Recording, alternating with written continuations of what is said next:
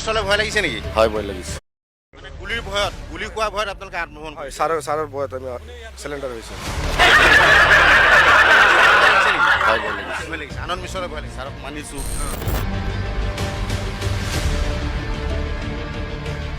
হয় ভৱিষ্যতে নকৰোঁ, কেমতৰ আগত মই যিমান দিন জীয়াই থাকিম এইটো কামত জড়িত নহ'ব। আল্লাহৰ শপত খাইছোঁ, মাৰ শপত খাইছোঁ। লখিমপুৰৰ আৰক্ষী চকীসমূহত হাহাকাৰ লাগিছে। অপৰাধীৰ বাবে ঠাই নোহোৱা হৈছে আৰক্ষী চকীত। এই দৃশ্য নাও বৈছে আৰক্ষী চকীৰ। ইজনৰ পিছত সিজন আহিছে, কিন্তু কিয় আহিছে সকলো লোক? এওঁলোকে কোনো অভিযোগ দাখিল কৰিবলৈ অহা নাই, আহিছে আত্মসমৰ্পণ কৰিবলৈ। এক অভূতপূৰ্ব আত্মসমৰ্পণ। কিন্তু কিয়? কোন এওঁলোক? গুলিৰ ভয়ত, গুলি খোৱা ভয়ত আপোনালোকে আত্মহৰণ হয় কৰিছে? ছাৰৰ ভয়ত আমি চিলিণ্ডাৰ হৈছোঁ। আনন্দ মিশ্ৰলৈ ভয় লাগিছে নেকি? হয় ভয় লাগিছে। ভয় লাগিছে, আনন্দ মিশ্ৰলৈ ভয় লাগিছে? ছাৰক মানিছোঁ।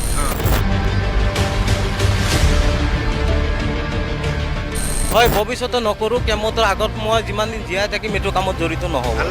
আল্লাহৰ শপত খাইছোঁ, মাৰ শপত খাইছোঁ। IPS আনন্দ মিশ্ৰৰ নাম শুনি নতশিৰ অপৰাধীৰ। 48 ঘণ্টাৰ ভিতৰত এতিয়ালৈকে 31 জনে আত্মসমৰ্পণ কৰিছে। স্বেচ্ছাই আৰক্ষীৰ ওচৰত ধৰা দিছেহি চক্ৰটোৰে জড়িত বহু লোকে। নকল সোণ জাল নোট চক্ৰৰে জড়িতসকলৰ চকুত এতিয়া টোপনি নাই। আনন্দ মিশ্ৰৰ সকিয়নিৰ পাছতেই আত্মসমৰ্পণকাৰীৰ দীঘলীয়া শাৰী।